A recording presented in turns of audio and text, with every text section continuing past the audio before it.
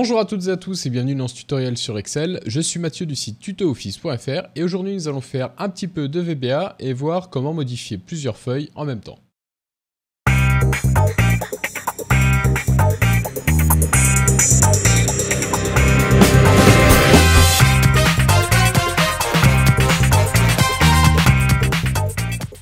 Pour faire cette manip, on va utiliser plusieurs fonctions BASIP. En 1, une variable de type feuille, donc worksheet. En 2, un outil de boucle. Ici, on va utiliser le for.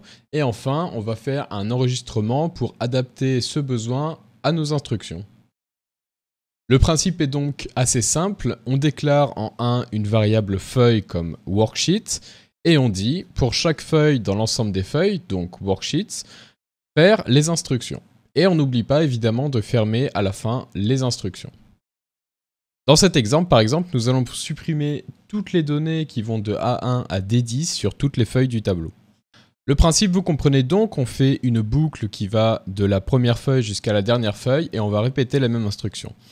Ça c'est bien, mais on va essayer de voir des exemples et des possibilités pour adapter à nos besoins, puisque en fait on va très rarement pouvoir modifier toutes les feuilles en même temps. Dans la plupart des cas, ce qu'on va vouloir, c'est modifier soit les 5 premières feuilles, soit les 5 dernières feuilles, soit un nombre de feuilles spécifiques avec des noms spécifiques. Et c'est ce qu'on va voir tout de suite avec 3 exemples différents.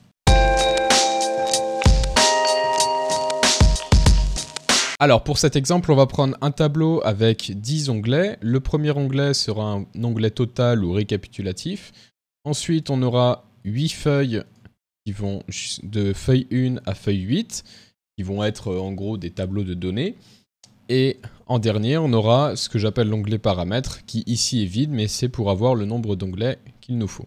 Le premier cas, c'est donc un exemple où on va créer du contenu. Donc ici, on a exactement la fonction qu'on vient de voir, mais en instruction, j'ai rajouté l'instruction sur la feuille de la boucle.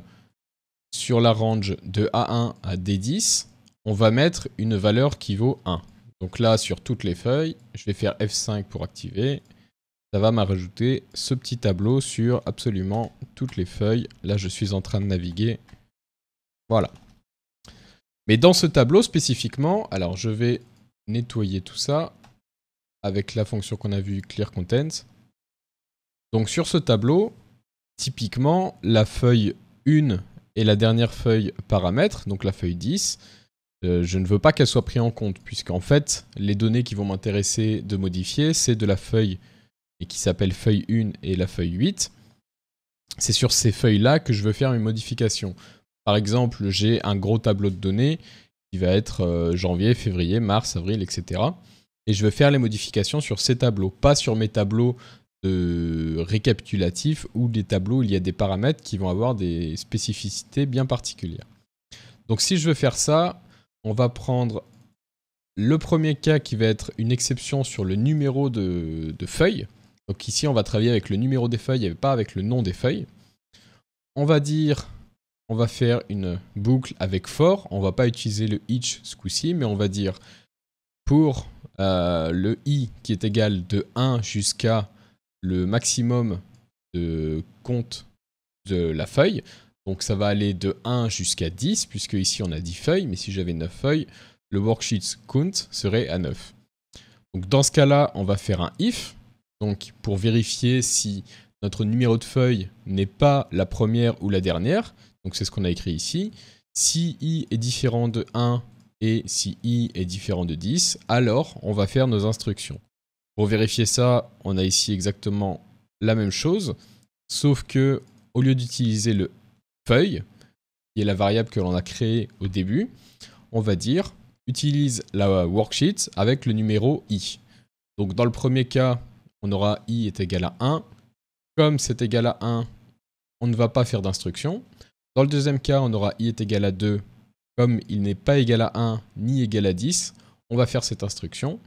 Et il va donc dire, je vais sur la feuille numéro i, donc numéro 2. Je vais sur la range de A1 à D10 et j'applique la value 2.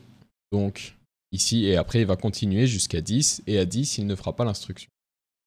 Donc je fais avec F5 pour vérifier. Feuille 1, on n'a rien, c'est exactement ce qu'on voulait. Feuille 2, on a les deux, etc.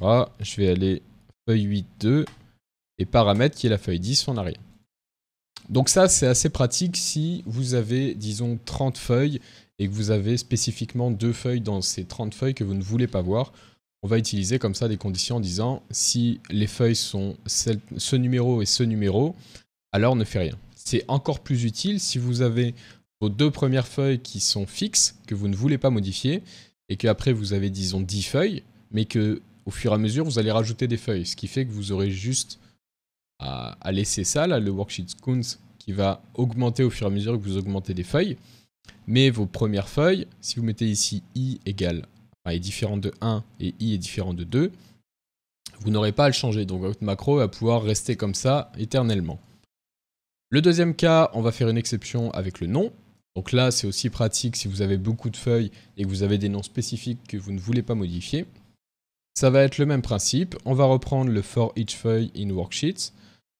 Et ce coup-ci, au lieu de regarder les numéros des feuilles, on va lui dire sur feuille.name, donc le nom de la feuille, si ce nom est différent de recap, qui est notre feuille numéro 1, et si ce nom est bien différent de paramètres, alors applique les instructions. Donc si le nom est recap, il ne fait rien. Si le nom est paramètre, il ne fait rien. Pour tous les autres cas, il va appliquer les instructions. Je vais nettoyer. Hop. Bon. Et on va tester. Donc ici, ce qu'on recherche, c'est des 3. Je fais F5. En paramètres, on n'a rien, c'est parfait. Feuille 8, on a 3. Feuille 7, hop. Feuille 1. Et le récap, on n'a rien, c'est exactement ce qu'on voulait. Donc ça, c'est selon moi les deux pratiques les plus simples et les plus adaptées quand vous voulez faire des exceptions pour modifier plusieurs listes, enfin plusieurs feuilles. On a maintenant une autre possibilité qui est de lui dire j'ai une liste de feuilles que je veux modifier, alors modifie cette liste de feuilles. Dans ce cas-là, on va donc reprendre le for each feuille in worksheets, mais on va lui rajouter une liste qui est ici. On va modifier le tableau, enfin l'ensemble des feuilles, qui est donc la feuille 1, il y a le nom feuille 1, et la feuille 2.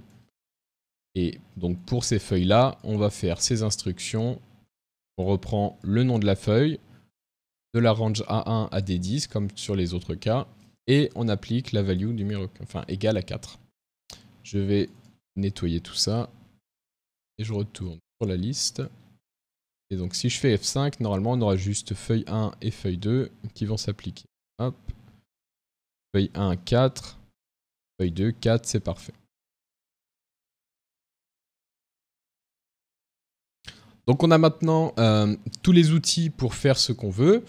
Et maintenant ce qu'on aimerait justement c'est appliquer une certaine modification à toutes les feuilles.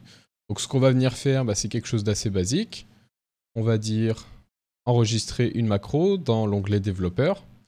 Et je vais lui dire par exemple, alors on va dire macro test. Et je vais lui dire, là, en A1 on va lui mettre 100. En A2 on va dire 100 x 2. Alors, je fais quelque chose complètement au pif. Hop. 4. On va étaler ça jusqu'en 10. Ça jusqu'en D. Et ces données-là, avec ces formules-là, on veut qu'ils les reproduisent. Donc je vais arrêter l'enregistrement. J'ai maintenant dans le VBA mon module 1 avec ma formule. Et en fait, tout ça, je vais pouvoir l'adapter avec ce qu'on a vu. Donc je vais faire tout simplement un copier-coller. On va prendre le cas pour tous les onglets. Après, vous pouvez adapter ce que vous voulez. On va modifier ici les instructions. Hop.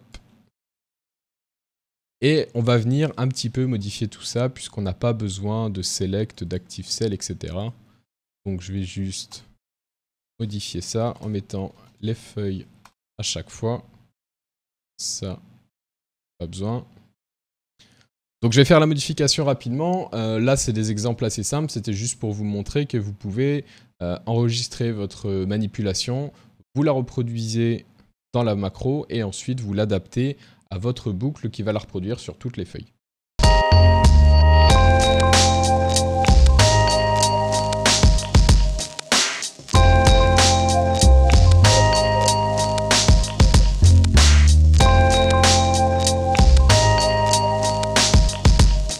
Voilà, j'ai donc synthétisé l'instruction qu'on avait enregistrée et j'ai adapté un petit peu pour qu'on puisse à chaque fois dire qu'on fait ça sur la feuille qui est sélectionnée dans le for each. Donc maintenant, on n'a plus que 3 lignes et quand je vais activer la macro, eh bien ça va mettre les fonctions qu'on avait dit juste avant en multipliant par 2 au début, puis par 4 sur les colonnes.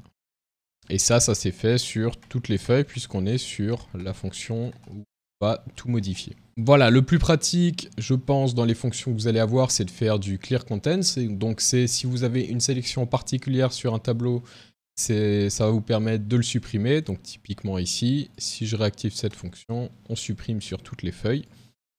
Mais selon vos tableaux, selon vos besoins et selon vos macros, vous pouvez adapter ce type de fonction à tous vos besoins. Voilà, c'est tout pour cette petite fonctionnalité sur VBA. J'espère que ça vous a plu, que ça vous aura aidé. Comme vous avez pu voir, j'essaye de faire un petit peu de VBA. Je ne suis pas encore bien sûr de la forme que ça prenne pour le présenter en vidéo, puisqu'on a 2 écrans à regarder, qu'il y a des fonctions un petit peu particulières et que je ne connais pas forcément le niveau des gens qui vont regarder la vidéo. Donc j'essaye un petit peu des choses. Si ça vous plaît, si ça vous aide, dites-le moi. Et si ce n'est pas le cas, dites-le moi aussi, comme ça je saurai ce que je peux ajuster ou ce que je ne peux pas ajuster. En tout cas, c'est tout pour aujourd'hui et je vous retrouve la semaine prochaine pour une nouvelle vidéo.